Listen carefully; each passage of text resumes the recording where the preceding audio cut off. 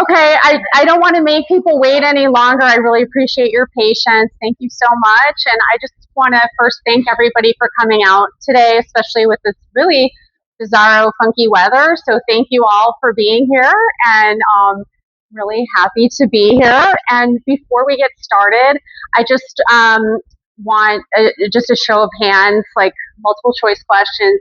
Is there anybody here who knows absolutely nothing about encaustic painting? Raise your hand. Okay, I'm just kind of getting a feel for my audience here. Is there anybody here who like knows a little bit about encaustic, seen it before? Okay, and is there anybody here who's actually tried painting with encaustic or own encaustic painting? I know you did. Okay, great. All right. Sorry, my mouth's dry already. I'm going to start talking.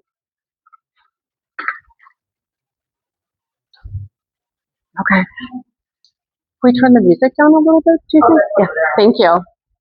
Great. Okay. Okay, so let's go. All right.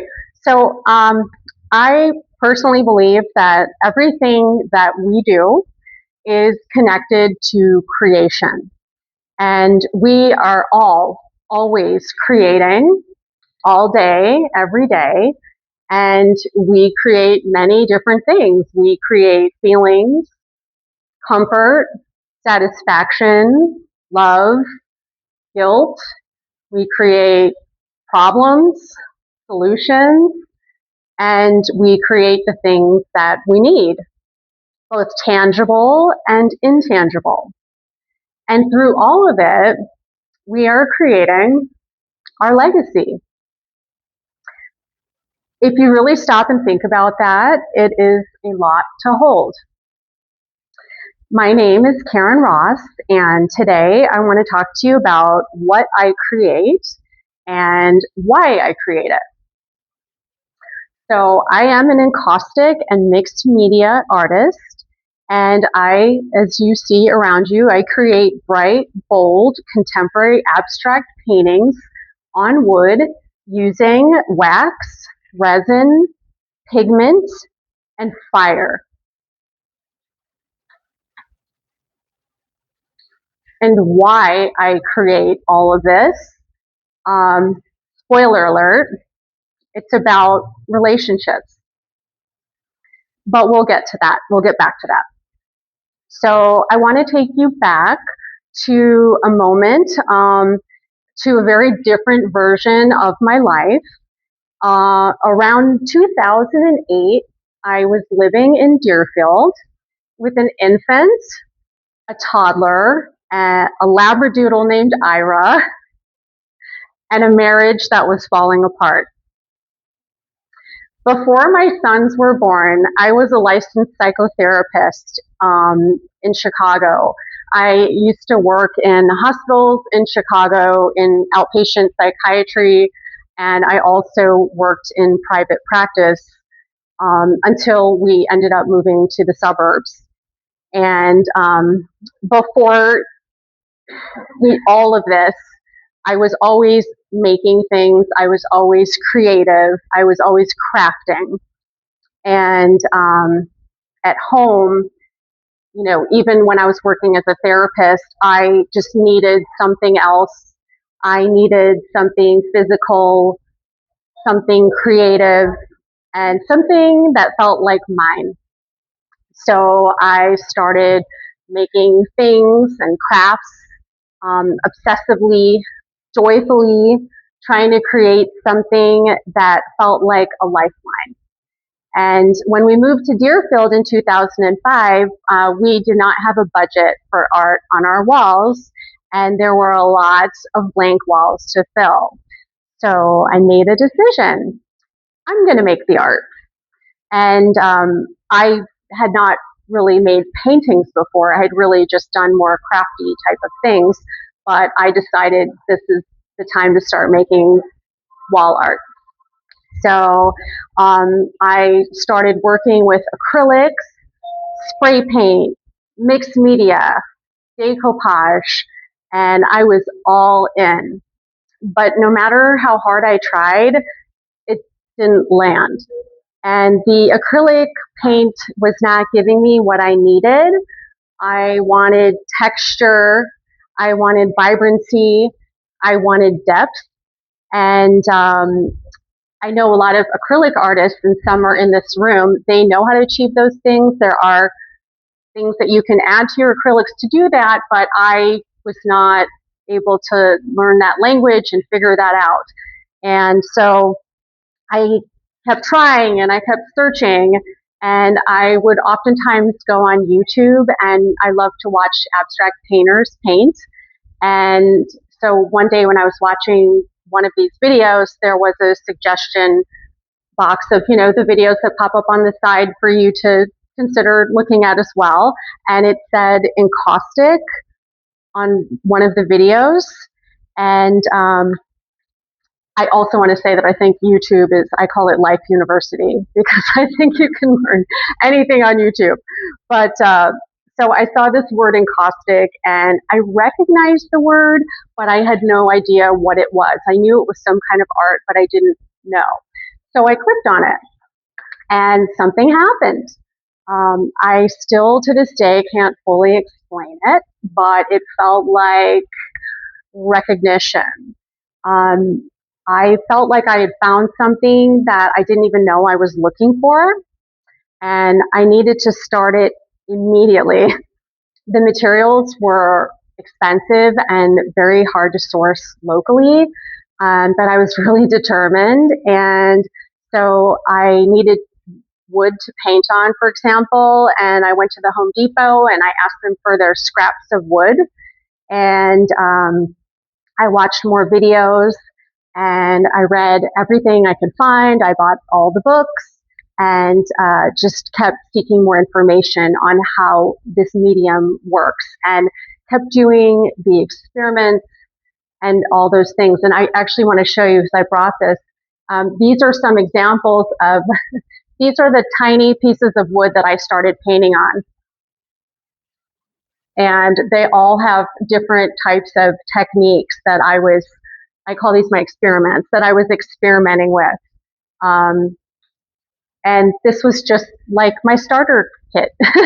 So these were my scraps of wood from Home Depot, and I just started playing and seeing what this wax medium can actually do. So that's something that I will maybe expand on a little bit more down the road here. So I'm watching the videos, I'm reading the books, I'm doing all the things, and I was just fully all in. And so while my marriage was falling apart, I was falling madly in love with an ancient medium. So many of you are wondering, what is encaustic? And there's so much information out there on the internet, fascinating information about this medium, and I highly suggest that you check it out. And what I'm going to share a little blurb of information here from the Encaustic Art Institute, because I think it's a really good summary of it. I'm not going to bore people with all the technicalities, but just to get a little understanding of this medium. Encaustic is a Greek word meaning to heat or burn in. The actual Greek word is called encaustikos. And heat is used throughout the process, from melting the beeswax to fusing the layers of the wax. Encaustic consists of natural beeswax and damar resin, which is a crystallized tree sap. And I actually wanted to show you guys, I forgot to take that out.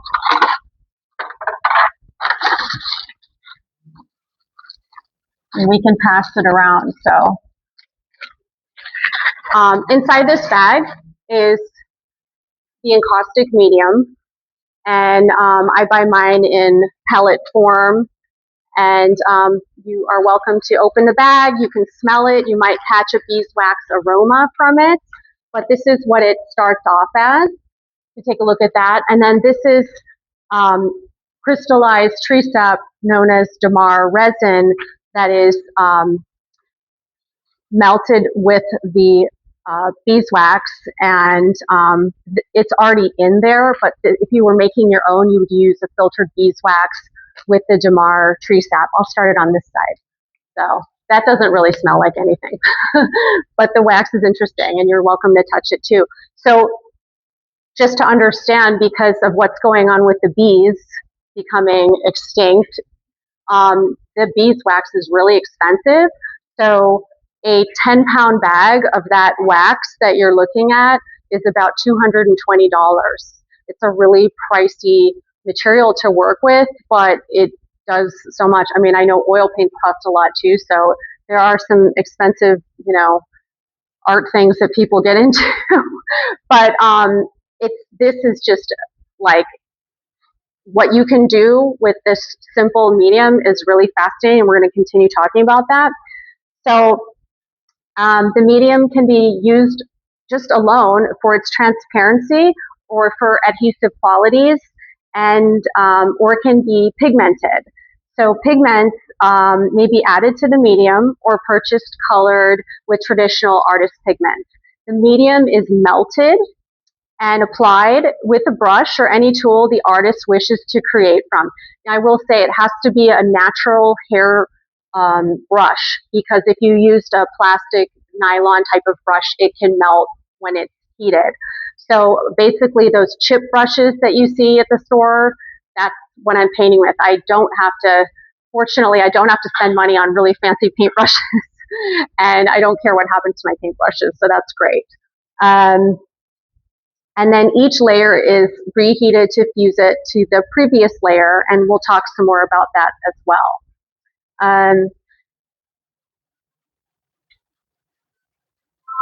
So really short history about encaustic painting, where it comes from.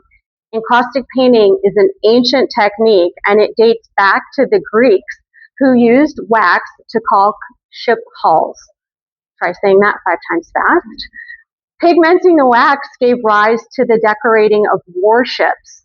The use of encaustic on panels rivaled the use of tempera in what are the earliest known portable easel paintings. Tempera, I want to say tempura for some reason. I think the tempura is next door at Lucky Duck. Yeah, but so tempera was a faster, cheaper process, and encaustic was a slow, difficult technique, but the paint could be built up in relief, and the wax gave a rich optical effect to the pigment. These characteristics made the finished work startlingly lifelike, and moreover, encaustic had far greater durability than tempera, which was vulnerable to moisture. And perhaps the best known of all encaustic works are the Fayum funeral portraits painted in the 1st through 3rd centuries AD by Greek painters in Egypt. A portrait of the deceased, painted either in the prime of life or after death, was placed over the person's mummy as a memorial. These are the only surviving encaustic works from ancient times. It is notable how fresh the color has remained due to the protection of the wax. And I want to pass this around. This is an example of one of the Fayum burial portraits. And these were encaustic paintings from back in the day. And what they would do is they would put them over on the mummy, over the face. And I'll pass that around if you want to see that in greater detail.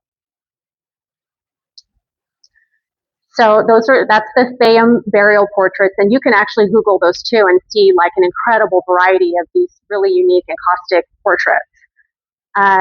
The 20th century has seen a rebirth of encaustic on a major scale. It is an irony of our modern age, with its emphasis on advanced technology, that a painting technique as ancient and involved as encaustic should receive such widespread interest. Earlier attempts to revive encaustic failed to solve the one problem that had made painting in encaustic so laborious, and that's the melting of the wax. The availability of portable electric heating implements and the variety of tools made the use of encaustic more accessible. So today it's gaining popularity with artists around the world. And I personally believe that the famous artist Jasper Johns had a lot to do with bringing back Encaustic in our more modern times. And if anyone has heard of him, he was known for making these flags. This painting is actually called Flag, and they were done with encaustic oil collage on fabric mounted on plywood.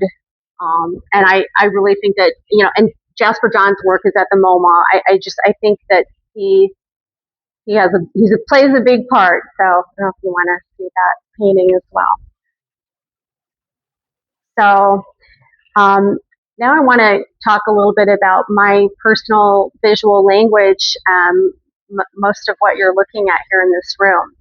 And what this medium uncovered for me very quickly was its cathartic power. It's tactile, it's physical, sometimes even exhausting. And it became my catharsis. I was going through a brutal divorce. I was raising two young boys. At the time, they were 2 and 5, and I was carrying a lot of big feelings. And so I started using my work almost like a journal. And so in the first layers on the wood, I would write anything from free flowing thoughts to journaling to scribbles, words, anything. And I would kind of get that all out on the first layer of wood. And then I would start covering it with wax, with clear wax. When you paint this way, the first 2 to 3 layers are always a clear wax. You cannot start with color until you've built your base layers. So I would do this again and again, covering, uncovering it. And the wax let me do that. So it let me hide things and reveal them. My anger, my hopes, my fears, my grief, my joy about becoming a single mother and finding my way in a completely new life. Over time, my work began to evolve and I started to notice patterns, distinct visual languages that were emerging. And before I move on with that, I do want to say that, coming from those initial times where I was working in those small squares, it wasn't until I met my second husband, who's sitting right there. Hi, Jay. And he was the one who encouraged me to work larger because we were going to different shows that I was in, and I would always have that little tiny piece off to the side. And he was like, Karen, look around. He's like, you got to go bigger.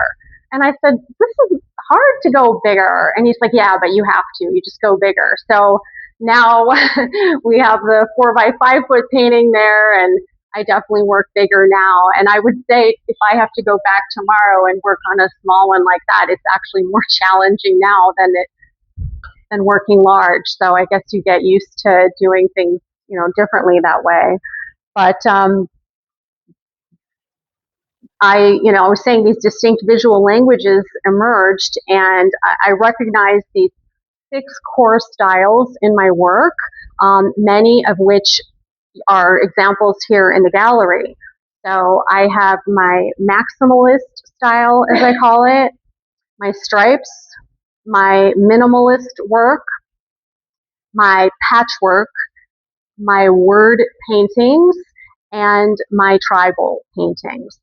And each one of them is a different expression of where I am in a given moment. So they're fluid, and I move between these styles intuitively, and I come back to them when I need them. I still write in the early layers of the painting, sometimes even in the middle of the painting or even on top of the painting.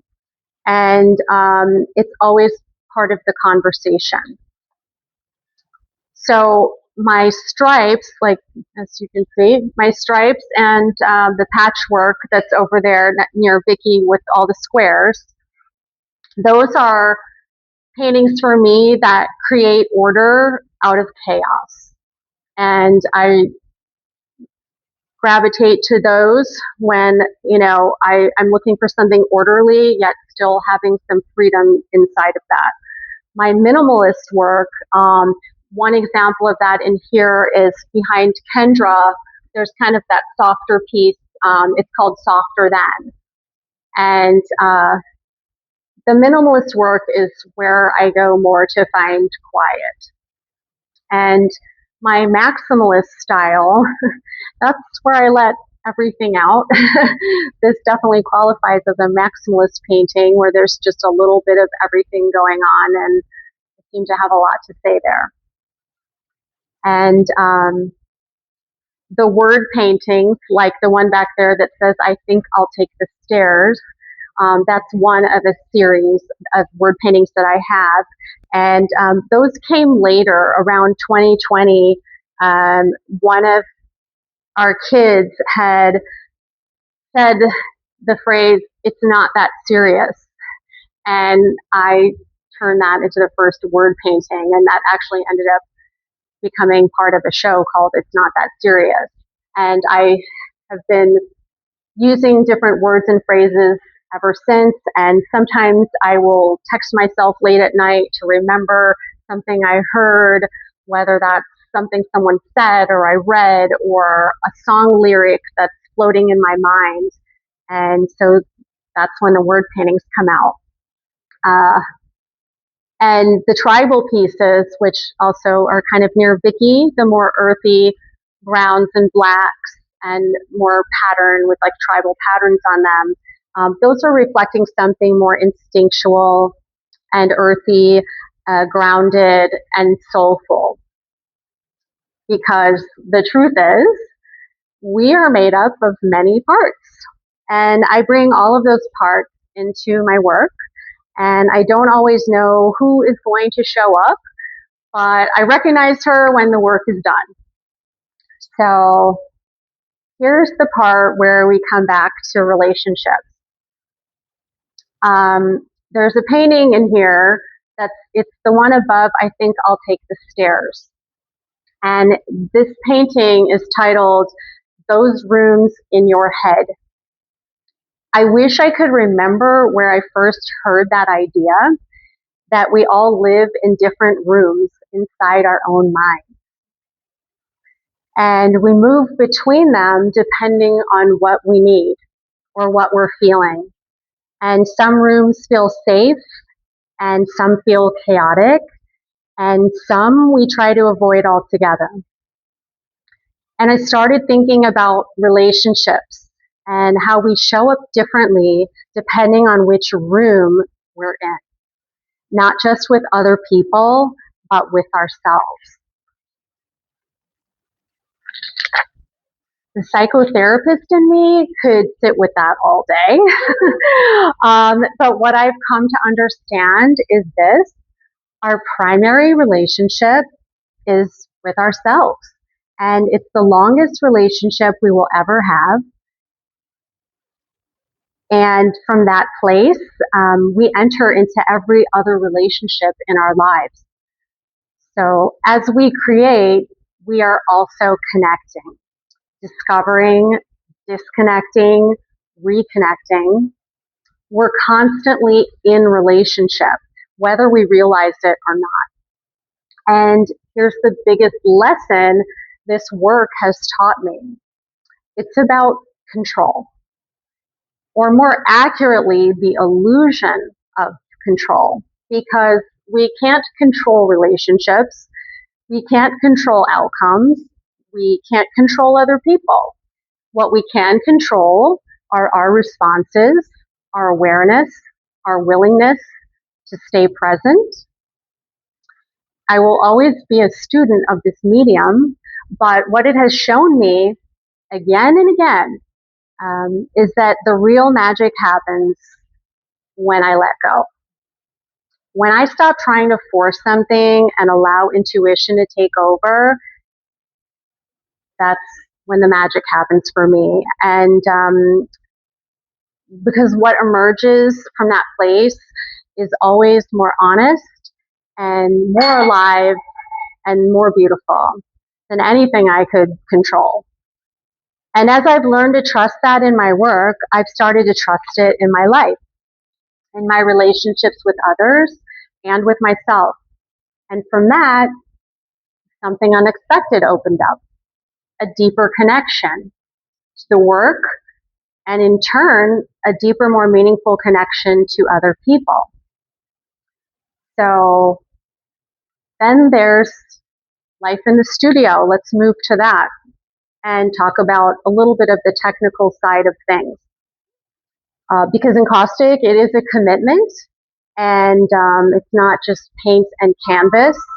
It's an entire environment uh, that requires electricity, proper ventilation, natural hair, paintbrushes, griddles, metal pots to put on the griddles, the wax that we passed around, the pigments to color the wax, and oh yeah, fire or a heat source. Um, when I first started, I was just using a little baby heat gun, and then I moved to a little bigger heat gun, and then I saw all these people working with torches, and I was very afraid, and so I started with the creme brulee torch, and that was great, but you don't get a lot of mileage from that little tank and from the flame of it.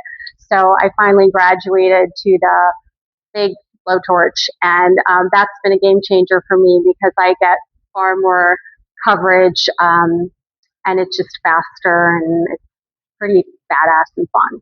So, so I basically what happens is I walk into my studio, I heat up all my griddles first because all my palettes are on my griddles, and I just wanted to show people. This is just an example of I have these little muffin tins, and they are put on griddles, and all of my palettes are there, and they have to melt. So that can take, you know, half an hour, 45 minutes, depending on how full the little pot is. And so I turn on music, I listen to a podcast, and then I begin. And I work, as I said, on raw wood, and I might start the part where I'm writing, thinking about something, or just scribbling just to get some mark making out there. And so that's the first layer that you may or may not see in some of this work. Some of these pieces are more translucent, and you can see some of the under scribbles that I did before the wax was laid over it. And then other paintings you might see where I've written on top of the wax, where it's kind of hard to see here, but it's white writing on there. And you have to be aware of what materials are compatible with wax. So you can't just willy-nilly just put this and that together. You have to do your research. For example, most importantly, you cannot mix acrylic and wax. Acrylic is plastic, wax and plastic, no bueno. Doesn't work. So I've done a lot of research, everything down to what inks I can use. There's a lot of India ink that I use in my work, and you can use the grease pencils. I don't know if you've seen those, the wax pencils. Those can write really beautifully over the work as well. And so there's a lot of research and making sure that you're making a piece archival and going to last forever if you use the more compatible ingredients. So every single layer that you lay down must be fused to the layer beneath it. And this is very, very important in encaustic painting. So if you don't do that, if you don't fuse the layers, what you end up getting is a phyllo dough effect. And if you know phyllo dough, you have those flaky layers, and the wax will not be archival, and it will not withstand the elements. So every layer fused to the one before it, and it can't be emphasized enough. So what you're looking at when you see my paintings are multiple layers, fused and fused and fused, and everything you do gets fused. Every technique that you lay down gets fused. Everything you write gets fused. There's just a lot of a lot of fire and heat going down to make sure that everything is embedded inside of these paintings. And for me, that I love the part of the layers and the translucency and opacity, and I find that really exciting and interesting. So doing it properly with the proper fusing and using the compatible materials will give you an archival piece that hopefully will last like the Fayum burial portraits that you guys saw. So, and then I create my own color palette. So you can buy colors, and they make beautiful, incredible colors, and they're so, so expensive. And so I make my own, and how I make them is I use the pigments from oil paint. And the way that you do that is I will take a bunch of paper towels and fold them, and I will squirt little squirts of oil paint on there. And then I will let them sit on the paper towel for days or weeks or months. And I try to leach out as much of the oil as I can, because oil and wax can't be really super compatible if you use a lot of oil with the wax. You can have a tiny bit of oil, but you don't want to over oil your wax. So you can see where all this oil leached out of here. I'll pass this around as well. It's got also my palette there. So that's how I'm able to customize my colors and make those and just have a lot of fun with all the colors.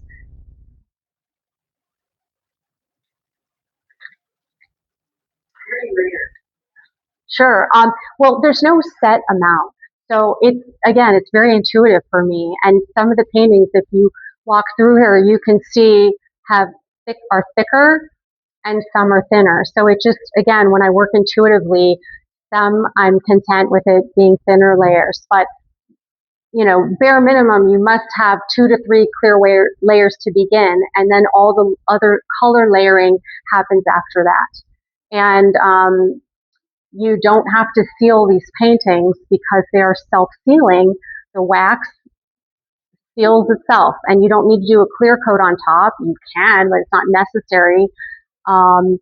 And that's how you finish them off. And so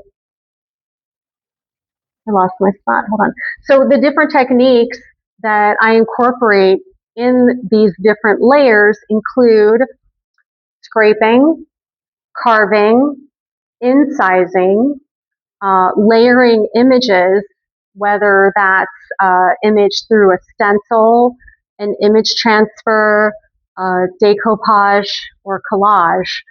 I'm doing all of those things and building off of those. And that's part of what I love about this medium is the possibilities of what you can do to this wax are endless, and I'm still constantly learning and looking for new ideas of how to play with this wax. But the process itself, it does take time. So like I said, you're 30 minutes in just to melt your wax. And so when I step inside my studio, I commit. I can't just stop and leave because I have all this electricity and, heat and fire and all these things. And so I'll tell you a quick funny story about the studio. In my former marital home, I was working out of my garage because I didn't have proper ventilation. So I had all the garage doors open, and that wasn't great in Chicago winter. And I also didn't have adequate electricity to handle all the griddles that I was putting out. So I was tripping up the electricity, I was freezing cold, and the lighting sucked in the garage. So I would probably paint maybe half the year if I was lucky, but after Jay and I got together, we ended up, we built a home, and I was able to have a studio that incorporated exactly what I needed. And so the builder of our home is a funny story. The builder of our home is a friend of ours.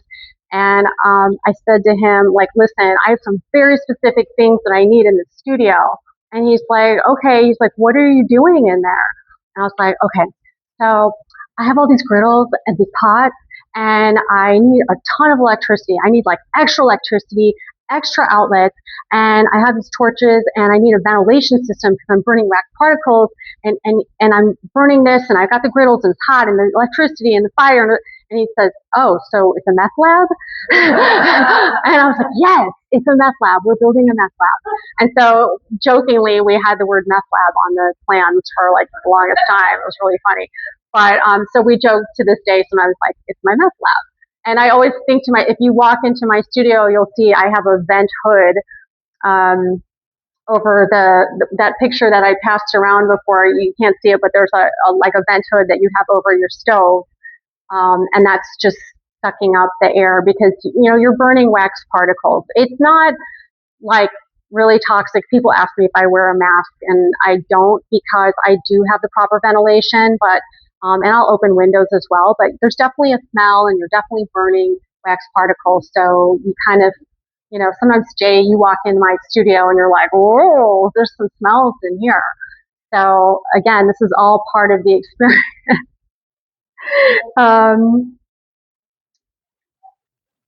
So, and to show you earlier what I was talking about with the different techniques, for example, and I can pass this around so people can kind of like see it more up close. But basically, I was mentioning some names of things. So like up here, this pink piece, this is an example of like decoupaging, where I have, decorative papers that I've adhered into the wax, and they are sealed in there. And again, these were just experiments of like me learning these techniques. How do I figure these out? So these are really imperfect pieces, but just playing and seeing what else can I do? What else can I do? Here's a piece right here where I was learning about image transfers, which you might see a lot of these in my paintings. I get a lot of vintage clip art. I buy vintage books. I love old dictionaries, and I will make reverse copies, and I will burnish the images into the wax, because the wax actually will drink the ink if you rub the wax into it, which is really fun. And so that's why I do it so much. And I just have so much fun adding these images. But also, when you add the images, they have to be sealed. So that means you have to heat them into the wax that's beneath it. The caveat to that is you have to be so gentle when you do that, because if you put too much heat on the image will start to kind of move around and get wobbly. And you might see that on some of my pieces, that the images aren't perfectly in there. Sometimes it's intentional. Sometimes it's just me letting it decide what it's going to do. But it's a really fun technique. Here's like a wobbly one right here. You can see the lines aren't perfect. But I think it's more interesting when it's not perfect. But it's a fun way to be able to get any type of words or images that you want on a piece. No.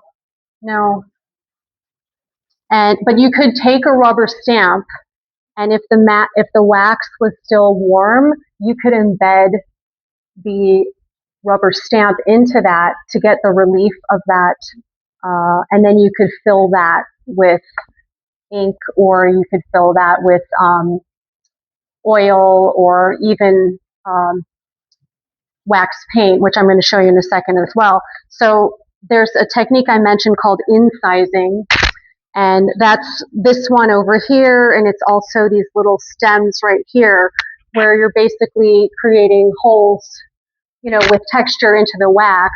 You could, put a fork in there and get little dots or something. And then what you're doing is you're filling those holes either with an oil paint, or you're filling them with wax, and then you're scraping that top wax layer off so that everything is flush with the painting. That's another technique. These are scrapings where I'm scraping. The black was the top layer, and you can see the under layer from the scraping that I did. This was me trying to embed. I wanted to see what happens, these little pieces of glass that I embedded into the wax. And again, this was all stuff that was informing me on moving forward and working larger and learning how to do these techniques. This is more collage-y. I found these metal grommet things and I was able to embed them. So you can embed quite a lot into here. And these are fabric scraps that are also melted into the wax. And I'll just pass this around. You get to be the first every time. So you can kind of look at that and just see the different types of, sure, yeah.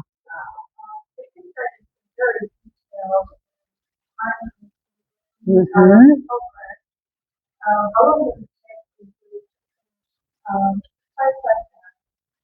Um, the big one, yeah, the big one is very arduous because I did not mention that I only paint flat.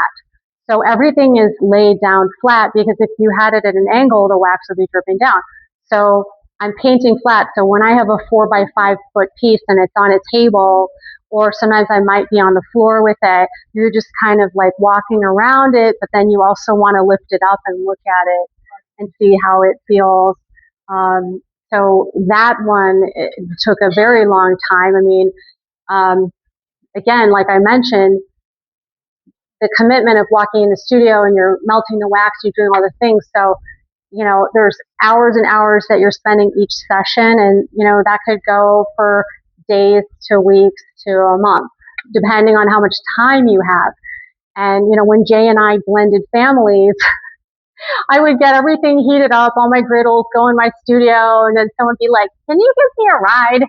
And like I was like, "Oh my god!" And then I had to turn everything off and then go give someone a ride, and I didn't have as much time. So again, it's a very difficult question to answer, but I mean, sometimes I can crank out, a painting over, a weekend. Sometimes it takes longer than that, depending on how large. Just getting your base layer, your clear coat down on something that large is really arduous. It takes a long. Oh, thank you. Mhm.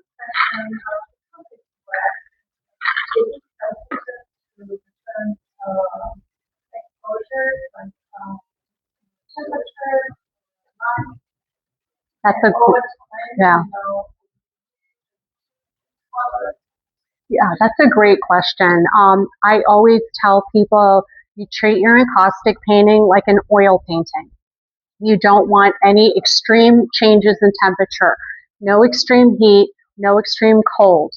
And you also wouldn't take an oil painting and put it in direct sunlight. So these should not, you know, to melt, it needs to be like 150 degrees roughly to get the wax to melt. But you also don't want to leave it in a hot car because it can get, soft. But they're not going to be like running, but you definitely want to temperature control that as you would treat like an oil painting. And also with an oil painting, you don't want to like stick your nail into, some textured oil, and you don't want to stick your nail in the wax because you can do something to that. But, they are, like I said, they are archival and self-sealing. They are impervious to water, because it's wax. So I find them very durable. And actually, when you're done painting them, you can take a soft cloth and you can buff them. And all of these were buffed prior to the show, so that's why they're so shiny.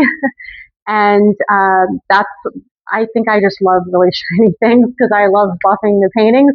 And I discovered that I can use the car buffing attachment on the drill and really go to town on them. So that's very fun and exciting. But that's an excellent question that I forgot to bring up, that the temperature and take where you put it and taking care of it. So like this piece, for example, it's by the window, but it's not in any like direct light, but you want to make sure that it's not like a super warm place that you're putting it. I wouldn't put it over a working fireplace, like if you're using, just have to think about some of those things, but it's very durable. Sure. Um, so I was saying how I step into the studio and, I am there for hours and I'm giving it attention. You have to think about safety all the time and just be cognizant of all the electrical and the heat, the fire and the heat and all the things that are going on. But everything is alive and in motion. And I too, while I have to be watchful, I still also have to let go in order to let the creativity happen. And I can guide the wax, but I can't fully control it. And that's where the work really begins. So, if anybody in this room is really interested in seeing my studio or the process or my whole setup in person, it's really interesting. And I always invite people to come. I do studio visits all the time. And so my card is in the front and you can contact me. And it's a fun experience for anyone who's ever done it. And everyone is welcome in my studio. And so just wrapping things up, and we'll have some more questions in a second. I just want to say that, when I think back to where I started earlier, this idea that everything we do is connected to creation, I see it differently now. Because yes, we are always creating, but what we're really creating is connection. And it's connection to ourselves and to each other and to the moments that we're living in. And the thing that has surprised me the most through this work and through life is that the more I let go, the better everything becomes. The work becomes more honest and the relationships become more real and I become more myself. And so I'll leave you with this. Pay attention to what you're creating. And I'm sure there's some people in this room who says, I'm not creative. I don't do anything creative. And I say everybody is creative. We're all creating something, whether you're gardening or scrapbooking or baking or whatever you're doing, you are creating. We're all creative. It's just something you have to tap into. But pay attention to what you're creating, because whether you realize it or not, you're building something that lasts. Thank you.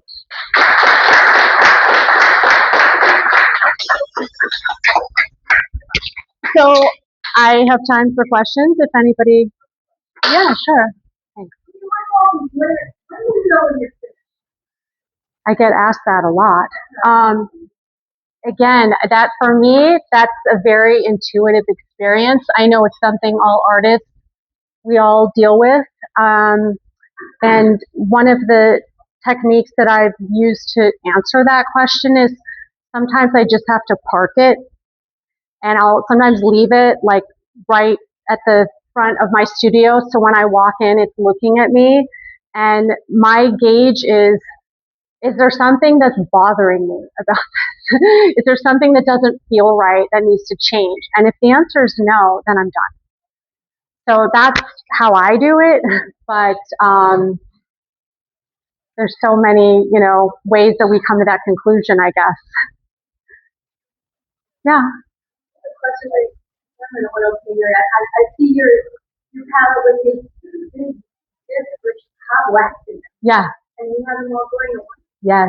And so how do you, like, if it's just a flat piece of surface and you take the brush with the wax one at a time and pour it in? So I'm using the colors like a paint palette, like you would. So sometimes, I may be combining two colors because I think, this color is too bright. I want to kind of make it a little bit softer, so I might combine two colors. Or you can do it right on the griddle. You can kind of mix your paints a little bit on the griddle, like a hot plate kind of experience. And other times I'm just like throwing the paint down and like I'll paint on it and then I might paint another color and then I might scrape something back and see what happens when they kind of meld with each other a little bit while they're still molten. It's very intuitive. It's very experimental. Yeah. I have a question about, so you have the oil paint that you use to make the colors. Yeah. And then there's colors that are made. Yeah. Like, what's the big difference with them? The price. Okay. I mean, do they feel the same? Well, those blocks, the quality is incredible. I can't vouch for the quality of all oil paint. I know certain oil paints are really fine, finely made, whereas other oil paints are cheaper. So I can't vouch for that, and I can only just go by the colors that they're giving me. But yeah, they feel that they're doing the same thing when you're. I think you can make them do the same thing because the blocks you can probably get more opacity quickly, but you can also make them translucent. But with my colors, I will control the opacity based on how much pigment I'm adding because you can keep adding the pigment and then the color gets like bolder. And I think those blocks are very bold in color. Yeah, and I enjoy that. I love them, but I just like, buying them. It's oh my gosh. And you can go through those so fast. And so when you make your own palette, you can have more color, economically and more quickly. How did you achieve those circles? So those circles were like, it's almost like building a relief. So a stencil, like a circle shape, and then I'm kind of adding a thicker layer of the wax into that stencil and removing it. So there's that relief around there where you can just see that it's like standing out. And that's how I did that. Sometimes you'll ask me a question, I may not know how I did it, but I know I did that one with the stencil. Yeah. And yeah, Kendra?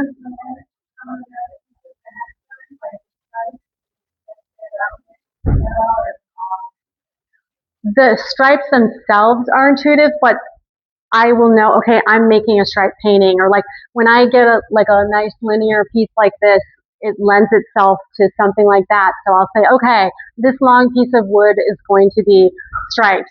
What's going to happen to those stripes? I couldn't tell you, but maybe I knew before that this was going to be a black and white moment. I've made a lot of these with lots of bold colors. This one I knew was going to be black and white and stripes, but the designs come as I go and as I lay them out. So for that, are you the stripes? Yeah.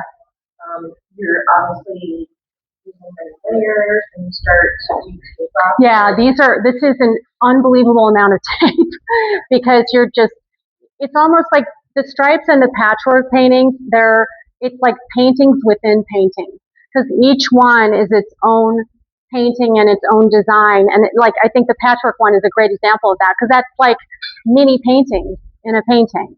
And you're taping each one off and I try to not think about what's adjacent to this. And sometimes I'll hide what I did last on the stripe so I don't try to be too matchy or too obvious. I want something different. So I'll try to surprise myself by putting something else and seeing how it looks next to that. But the great thing about the wax is that you can scrape it off. You don't like it, scrape it off.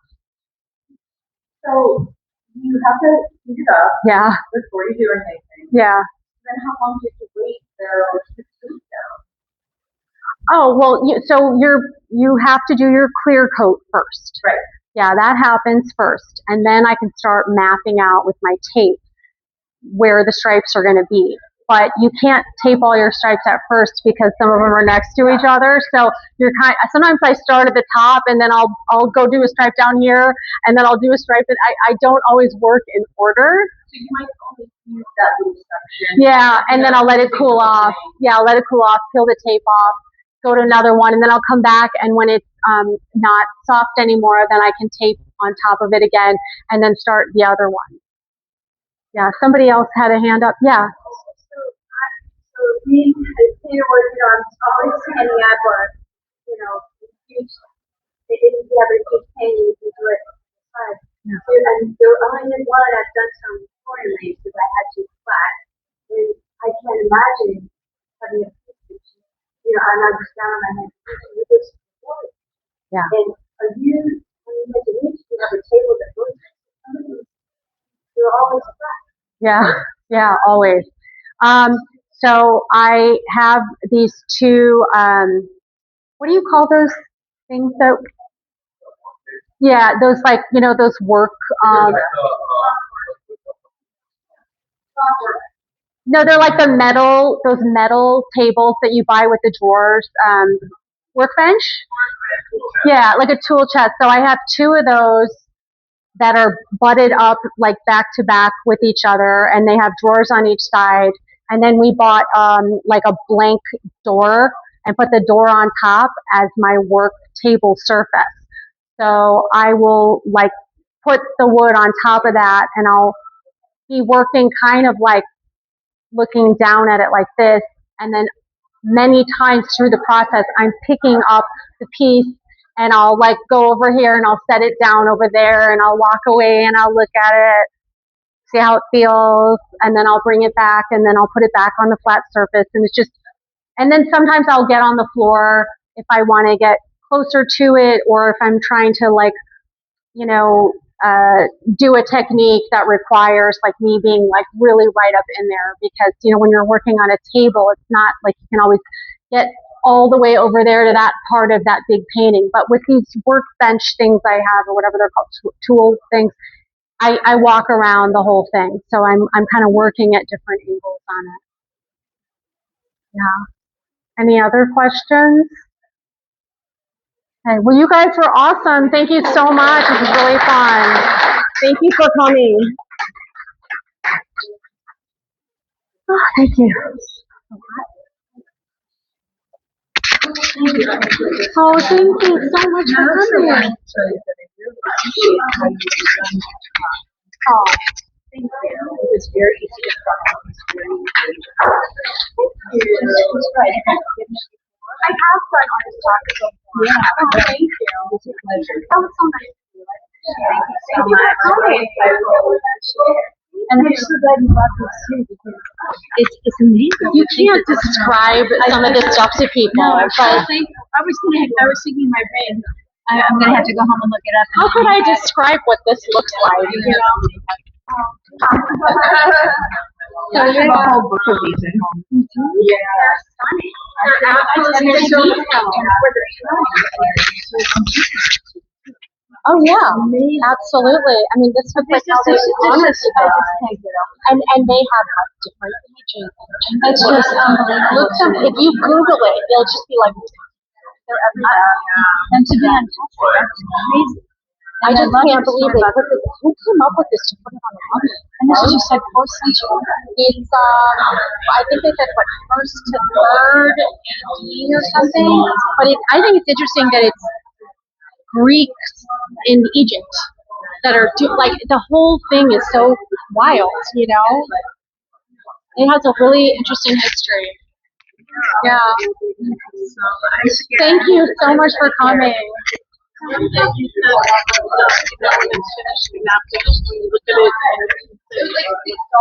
it looks.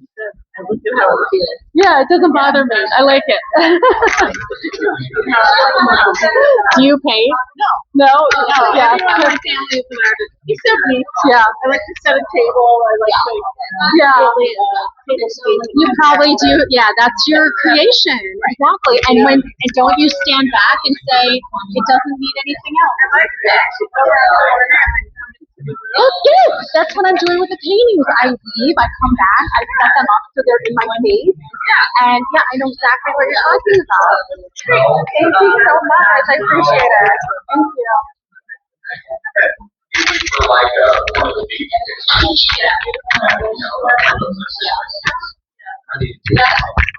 It was Thank you so much for coming. Great question.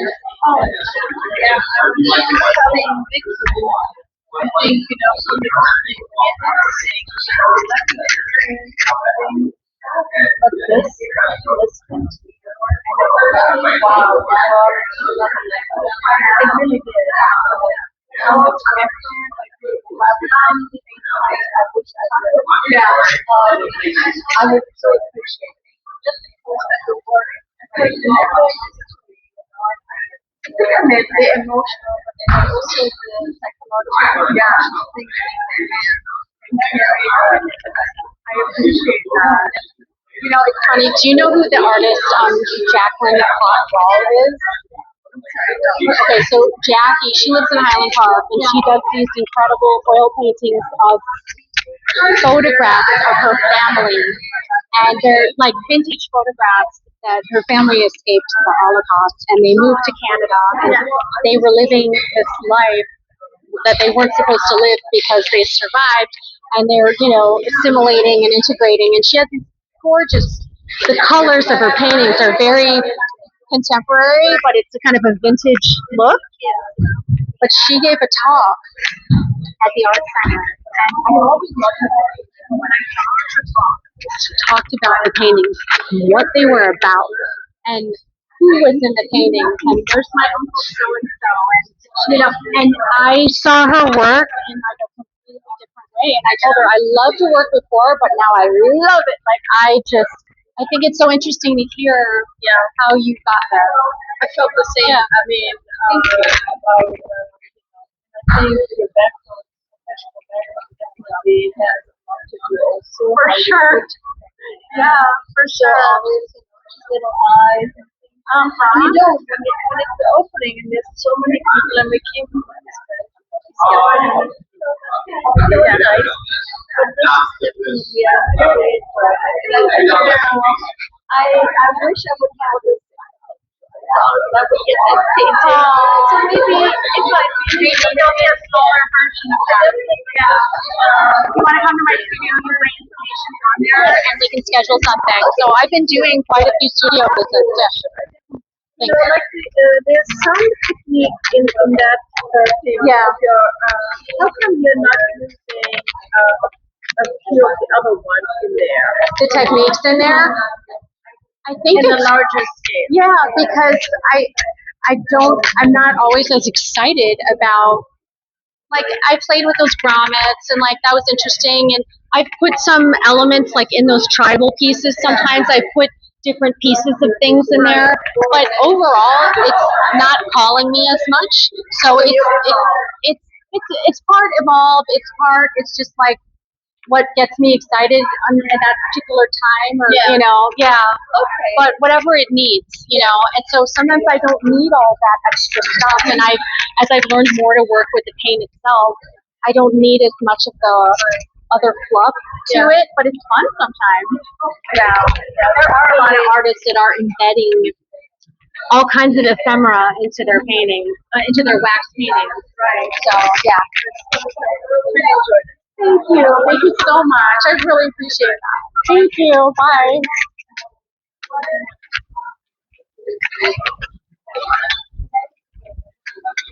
No.